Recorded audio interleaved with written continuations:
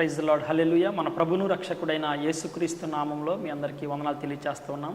ఈరోజు ప్రత్యేకించి మనతోటి దేవుని యొక్క మాటలు తెలియచేయడానికి మన మధ్యలో మరి ప్రభాకర్ చౌదరి గారు మన మధ్యలో ఉన్నారు.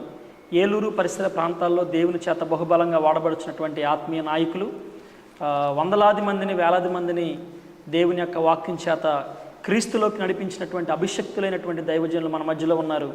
మరి వారు మనతో కొన్ని విషయాలు పంచుకోబోతూ ఉండగా ప్రేమతోటి వారిని ఆహ్వానిస్తూ ఉన్నాం. మన మధ్య ఉన్నటువంటి ప్రభాకర్ చౌదరి గారికి ప్రత్యేకమైన వందనాలు తెలియజేస్తాం. అందరికీ వందనాలు. ఈరోజు మా ప్రేక్షకులకి మీరు విశ్వాసంలో మీ ప్రారంభ దినాల్లో ఎలాగా ఆ దేవునిలో బలపడ్డారు, ఈరోజు ఎంత ఉన్నతమైన పరిచర్య చేయటానికి ప్రభువు మిమ్మల్ని బలపరిచినటువంటి ఆ విశ్వాసంలో ఉన్నటువంటి విధానాన్ని మీరు మాతో పంచుకోవాల్సిందిగా తెలియచేస్తూ ఉన్నాం. దేవుని స్తోత్రం, అందరికీ వందనాలు.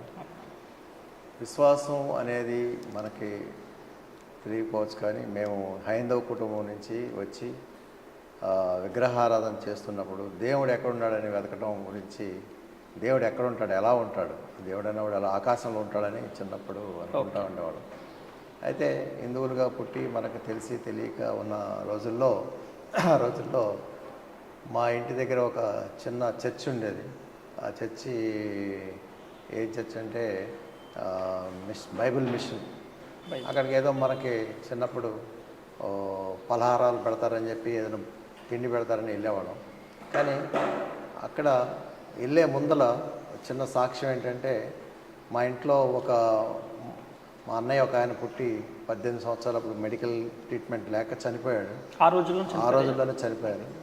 చనిపోయిన తర్వాత 5 సిస్టర్స్ వచ్చారు. 5 తర్వాత వాళ్ళకి ఒక తమ్ముడు కావాలని చెప్పి కలిగినప్పుడు మా పెద్ద సిస్టర్ ఏం చేశారంటే, యేసు ప్రభు కనుక మాకు ఒక తమ్ముడిని ఇస్తే కనుక నేను చర్చికి తీసుకెళ్ళి పేరు పెడతానని చెప్పడం జరిగింది. ఆ రోజుల్లో జరిగినప్పుడు ఆ విధంగా దేవుడు 7వ సంతానంగా మా తల్లిదండ్రులకి నేను కలగటం జరిగింది.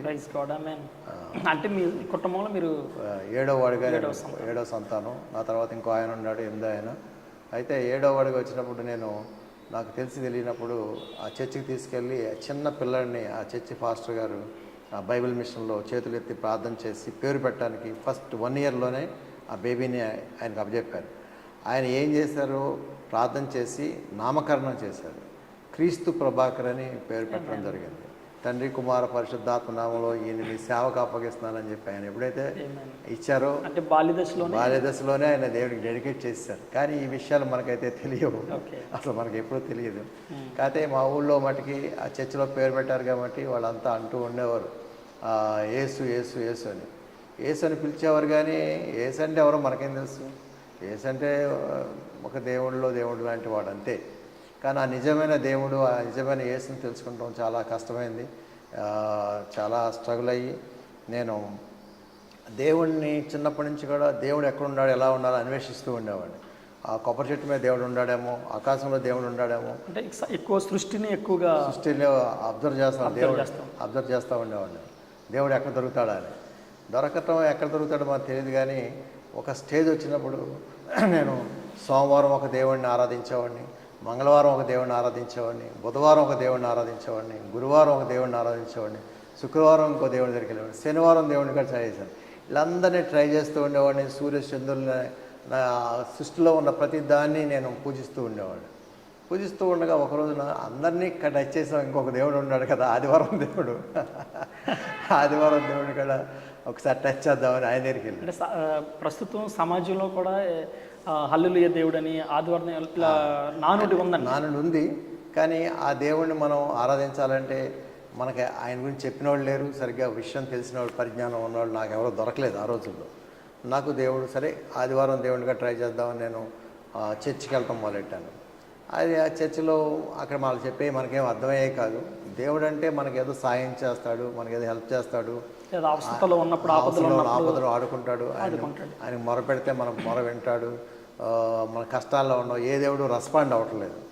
సోమవారం దేవుడు మాట్లాడతలేదు, బుధవారం దేవుడు మాట్లాడతలేదు, గురువారం దేవుడు, ఈ దేవుళ్ళంతా సైలెంట్ అయిపోయాడు. ఈ దేవుళ్ళు సైలెంట్ అయ్యారు, అసలు మనతో మాట్లాడేవాడు ఎవడు అనేది నాకు అర్థం కాక ఒకసారి ఆదివారం కూడా ట్రై చేశాను.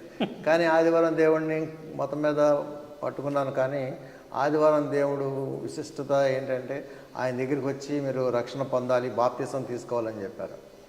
బాప్తిసం తీసుకుంటే మేమేమో చౌదరీస్గా ఉన్నాము, దేవుణ్ణి అంగీకరిస్తే వీళ్ళంతా మమ్మల్ని ఎలేస్తారేమో అని ఎటువంటి పరిస్థితులు ఉండేవి.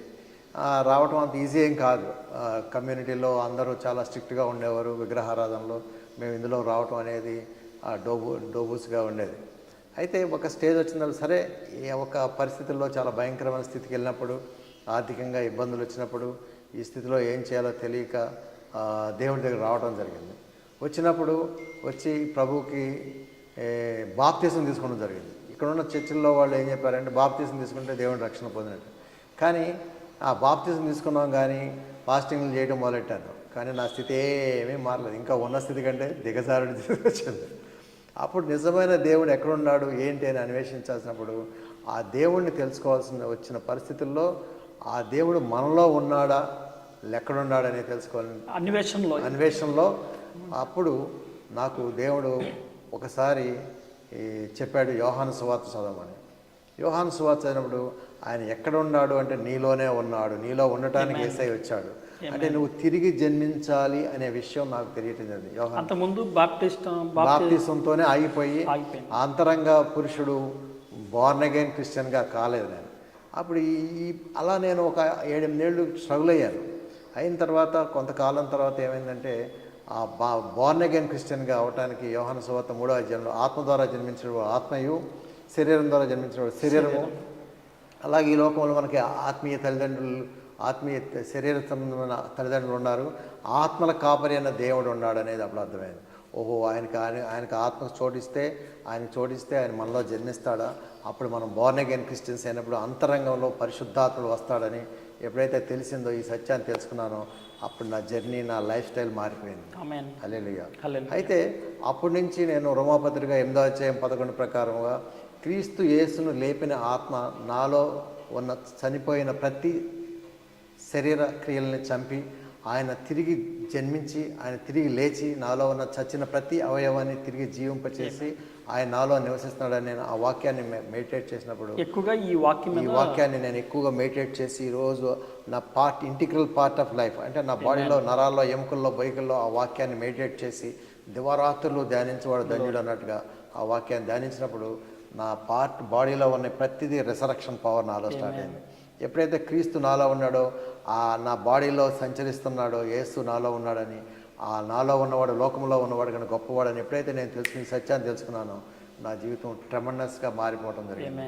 హల్లెలూయా. ఈ విధంగా నేను ఆ ప్రభువుని తెలుసుకోగలిగాను, అంతరంగ పురుషుడిని నేను అవేకన్ చేయగలిగాను. ఆ యేసు కేర్ ఆఫ్ అడ్రస్ వాడు ఎక్కడున్నాడంటే నేను అని నాకు తెలియబడింది. యేసుకు నేను చోటివ్వకపోతే యేసు లేడు ఈ భూమి మీద. ఆ యేసుకు నేను చోటిస్తే నేను ఆయన నామంలో జీవించడానికి, యేసు నామం అన్ని నామముల కంటే పైనామం అని ఎప్పుడైతే తెలుసుకున్నానో, ఆ నామంలో ప్రతి మోకాలు లొంగాలి, ప్రతి నాలుక యేసు ప్రభువుని ఒప్పుకోవాలి. యేసు నామంలోనే రక్షణ ఉందని చెప్పి అపోస్తల కార్యం 4:12 చెప్పాడు. యేసు నామంలో, ఆ నామంలో తప్ప ఇంకో నామంలో రక్షణ లేదు. ఆ రక్షణలో నేను నడుస్తున్నాను. అంటే ఎక్కువగా ఎప్పుడైతే ఆ వాక్యానికి ప్రాధాన్యతనిచ్చి వాక్యంలో మీరు అన్వేషణ చేయగలిగారో అప్పుడు దేవుని వాక్యము మనము ఇంటిగ్రల్, అంటే యోహాను 1 కొరింథీ పత్రిక 6వ అధ్యాయం 17లో చెప్పాడు, అటువలే ప్రభువును కలుసుకున్నాడు ఏకాత్మయ్య ఉన్నాడని. ప్రభువుని ఎలా కలుసుకుంటాం మనం? ఆయన దేవుడు వాక్యమైన దేవుడు. ఆయన వాక్యమైన దేవుడు, ఆది యందు వాక్యమైన, వాక్యము దేవుని వద్దను, వాక్యమే దేవుడే. ఆ వాక్యమే కృపా సత్య సంపూర్ణుడిగా యేసయ్యగా మన మధ్యకి వచ్చాడు. ఆ వాక్యాన్ని మనం ధ్యానించాలి తప్ప ఆయన కలవాలంటే వాక్యమే మనకు సోర్సు. దేవుడు ఎవరికి ఏ పని చేయాలన్నా భూమి మీద వాక్యాన్నే ఇస్తాడు, ఎవరికి ఏమీ ఇవ్వడం. సాతాను కూడా వచ్చి నీ దగ్గర ఆ వాక్యాన్ని ఎత్తుకుపోవడానికే ట్రై చేస్తాడు. దొంగతనమును, హత్య, నాశనం చేయడానికే వస్తాడు. దేవుడు జీవాన్ని ఇవ్వడానికి, సమృద్ధి జీవాన్ని ఇవ్వడానికి. సో జీవం కలిగి ఉన్నాం మనం. ఒక్కసారి మనం బోర్న్ అగైన్ క్రిస్టియన్ అయ్యి మనం బాప్తిసం తీసుకున్న మరుక్షణమే ఆ పరిశుద్ధాత్మ హెడ్ క్వార్టర్స్ మనం అవుతాం. ఆ హెడ్ క్వార్టర్స్ మనం అయినప్పుడు దేవుడు ఇక్కడి నుంచి ఆపరేట్ అవుతాడు. ఈ భూమి మీద ఏం చేయాలన్నా నీ ద్వారా, నా ద్వారా చేయాల్సిందే. ఈ హ్యాండ్ ఎవరిదంటే ఆయన హ్యాండ్, ఈ కళ్ళు ఎవరంటే ఆయన కళ్ళు, ఈ ఎంట్రుకలు ఎవరంటే ఆయన హ్యాండ్. అంటే అటువలే ప్రభువును కలుసుకున్నవాడు. నువ్వు వాక్యము నువ్వు ఒకటైన రోజున ఆయనే నువ్వే ఆయన. హల్లెలూయా. సో ఈ గొప్ప మర్మాన్ని మనం తెలుసుకున్నప్పుడు మన జీవితంలో ట్రెమెండస్ చేంజెస్ జరుగుతాయి. అదే యోహాను సువార్తలో కూడా ఫిలిప్పీ అడిగాడు 14వ అధ్యాయంలో 9లో, నాకు తండ్రిని చూపించు అని. తండ్రిని చూపించాలా? అదేంటి? ఒకసారి మా ప్రేక్షకులకు ఆ వాక్యాన్ని ఒకసారి. యోహాను సువార్త చదవండి, 14వ అధ్యాయము 9. యోహాను సువార్త 14:9.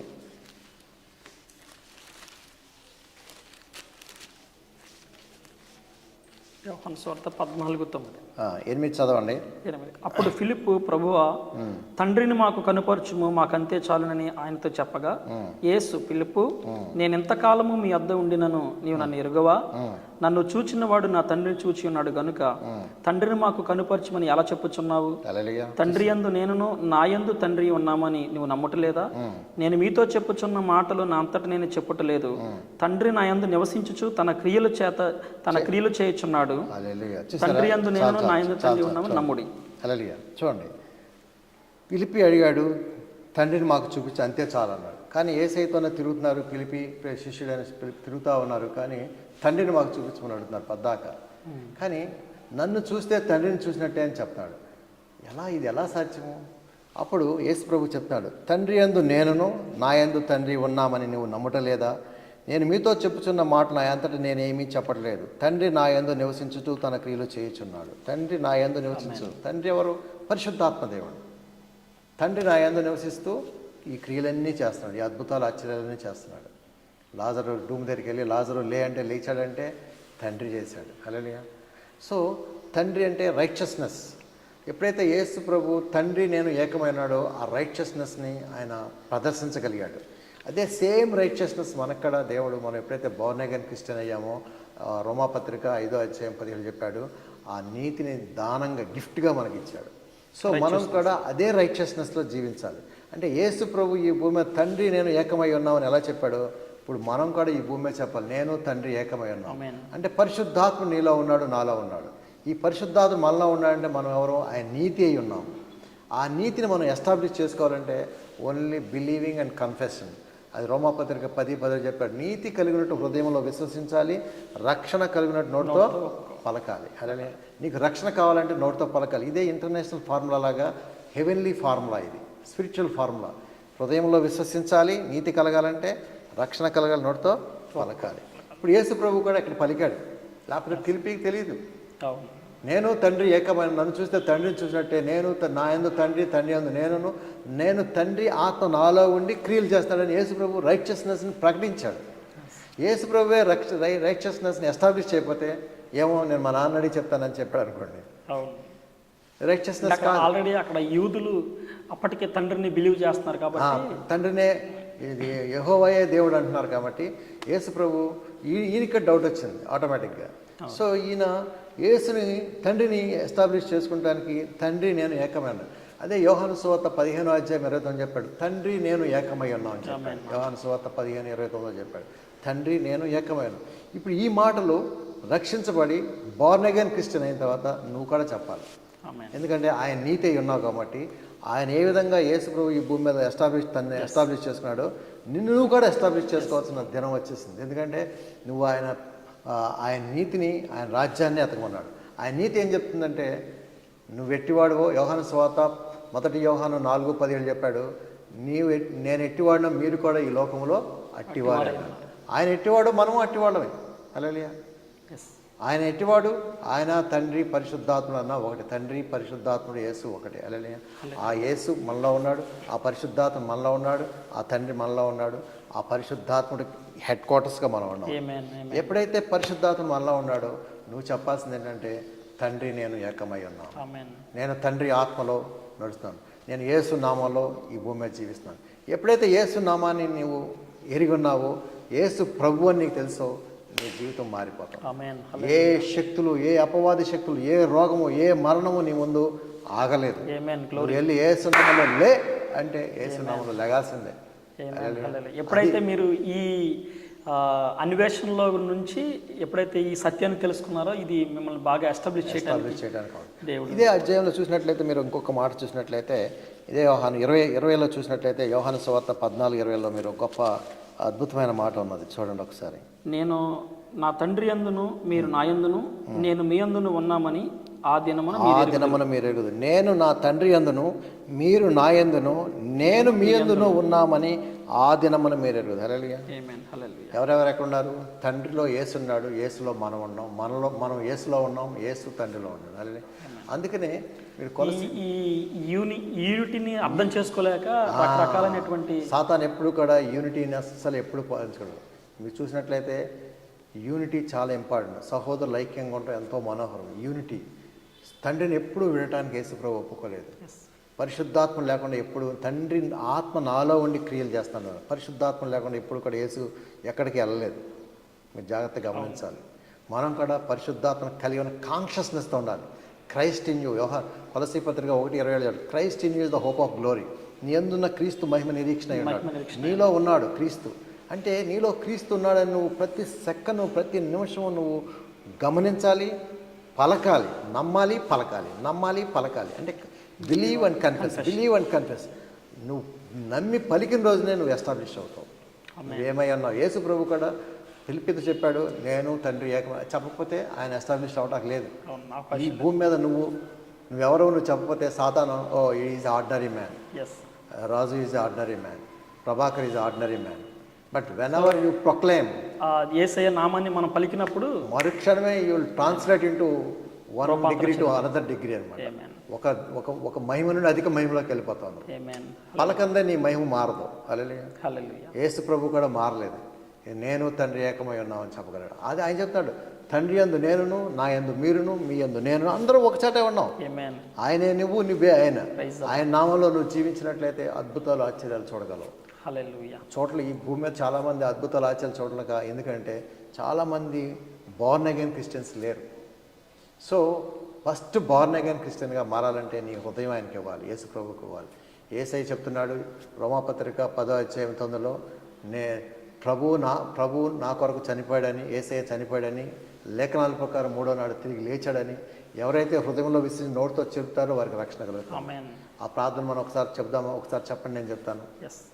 తండ్రి అయిన దేవా, అందరూ కూడా ఈ వీడియోలో వీక్షిస్తున్న ప్రతి ఒక్కరు కూడా ఇప్పుడే బోర్న్ అగైన్ బిలీవర్స్గా మనం చేయబడాలి అంటే ఇప్పటి వరకు మనం విన్నటువంటి ఒక వాక్య ప్రకారంగా అందరం కలిసి మరి అయ్యగారితో పాటు చెప్దాము. పరలోక తండ్రి అయిన దేవా, పరలోకమందున తండ్రి అయిన దేవా, మీ ప్రియకుమారుడు యేసయ్య, మీ ప్రియ కుమారుడైన యేసయ్య నా కొరకు మా కొరకు లోక పాపమును మోసుకొని పో గొర్రె పిల్లగా వచ్చి నా పాపములన్నీ సిలువ మీద వేసుకుని ఆయన నీతిని నాకు దానముగా ఇచ్చి నా కొరకు సిలువలో మరణించి లేఖనాల ప్రకారం మూడవ నాడు తిరిగి లేచాడని నమ్మి పలుకుచున్నాను. యేసయ్యా నీవే నా ప్రభుడవు, నా రక్షకుడు. ఈ రోజు నుంచి పరిశుద్ధాత్ముడా మాలోకి వచ్చినందుకు వందనాలు. పరిశుద్ధాత్ముడా నీకే వందనాలు. యేసయ్యా నీవే దేవుని కుమారుడు అని మొదటి యోహాను 5:11 ప్రకారం నేను నమ్మి పలుకుచున్నాను. కాబట్టి నిత్య జీవం రోగరహితమైన మరణము లేని నిత్య జీవాన్ని ఈ భూమి మీద నాకు పరలోకమందు ఇచ్చినందుకు వందనాలు. యేసయ్యా నాకు నేను తిరిగి జన్మించి మీ రాజ్యంలో బిడ్డగా వారసుడుగా క్రీస్తు యేసు జాయింట్ హెయిర్ గా సహభాగస్తులుగా యేసు నామములో ఈ రోజు నుంచి నేను జీవించటానికి కృపించినందుకు వందనాలు. యేసు నామములో ప్రతి మోకాలు వంగాల్సిందే. యేసు నామములో ప్రతి నాలుక పలకాల్సిందే. యేసు నామములో నన్ను రక్షించినందుకు వందనాలు. ఆమేన్. కంగ్రాచులేషన్స్. ఈ ప్రార్థన చేసిన వారందరికీ వాళ్ళంతా రక్షించబడ్డారు. సింపుల్. హృదయంలో చోటిస్తే చాలు, నువ్వేమీ చేయక్కర్లేదు. నువ్వు మంచి సంఘానికి వెళ్ళి ఒక మంచి పాస్టర్ని ఎదుర్కొని, ఎవరైతే మంచి వాక్యాన్ని చెప్పే పాస్టర్కి వెళ్ళి ఆ చర్చిలో నువ్వు అడాప్ట్ అయ్యి ఆ చర్చిలో ఉండి నువ్వు కావాలంటే ఓపెన్గా బాప్తిసం తీసుకున్నట్లయితే, నీటి బాప్తిసం దేవుడు పబ్లిక్లో అందరూ నేను ఐడెంటిఫై చేస్తారు. పరలోకంలో దేవదూతలు ఒక్క ఆత్మ రక్షించబడితే పరలోకంలో ఆమేన్. ఆత్మ అనేక పరలోకంలో డ్యాన్స్ నిత్యం జరుగుతుందంట. హల్లెలూయా. చాలా చాలా సంతోషం. మరి దేవుని నామానికి మహిమ కలుగును గాక. మరి ఈ విధంగా దైవజనులు వారి యొక్క అనుభవాల్ని మనతో పంచుకోవటానికి నిజంగా మంచి సమయాన్ని మనం అడిగిన వెంటనే కాదనకుండా మనకి ఈ యొక్క ఇంటర్వ్యూకి అవకాశం ఇచ్చినారు. చాలా సంతోషం అండి. దేవుని నామంలో మీ అందరికీ మీకు ప్రత్యేకమైన వందనాలు తెలియజేస్తూ మరి ఇంకా మనం రాబోయే రోజుల్లో ఈ యొక్క దైవజనుల ద్వారా మనం కొన్ని విషయాలు లేఖన సత్యాలు మనం నేర్చుకుందాం. సమయం దొరికినప్పుడల్లా మరి ఇంటర్వ్యూస్ మనం తీసుకుంటూ కొన్ని వాక్యాలు మనం నేర్చుకుందాం. అంతవరకు అందరూ ప్రార్థన చేయండి. దేవుని నామానికి మహిమ కలుగును గాక. వందనాలు. అందరికీ వందనాలు. God bless you all. God bless you all.